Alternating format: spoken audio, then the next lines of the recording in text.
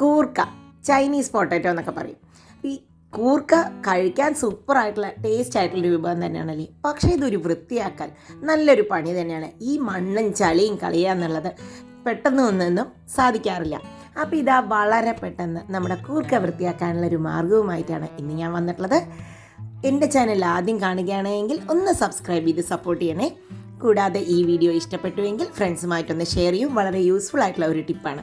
അപ്പോൾ ഇതാ നമ്മൾ കൂർക്കയൊക്കെ കഴുകിയെടുത്ത് വന്നിട്ടുണ്ട്.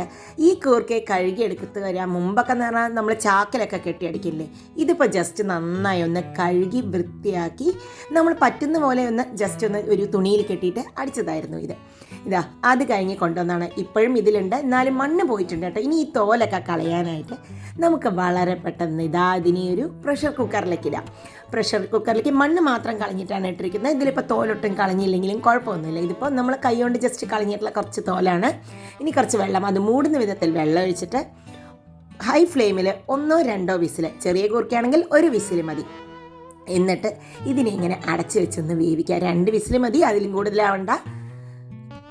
അപ്പം ഇതാ ഒന്ന് ആയി വന്നിട്ടുണ്ട്.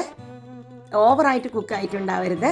ഇതാ വന്നിട്ടുള്ള കൂർക്ക ഇത് നോക്കിക്കൊള്ളൂ കേട്ടോ. ആ വെള്ളമൊക്കെ കളഞ്ഞ് കഴിഞ്ഞാൽ കൈ കൊണ്ട് നമ്മുടെ പൊട്ടറ്റോ കളയിൻ്റെ വൃത്തിയാക്കുന്ന പോലെ തന്നെ നിങ്ങൾക്ക് സൂപ്പറായിട്ട് വൃത്തിയാക്കാൻ പറ്റും. വളരെ ഈസി ആയിരിക്കും. കയ്യിലാണെങ്കിൽ കറയോ ചളിയോ ഒന്നും ഇല്ലാതെ നമ്മുടെ കൈ സൂപ്പർ സുന്ദരമായി വൃത്തിയായിരിക്കുകയും ചെയ്യും.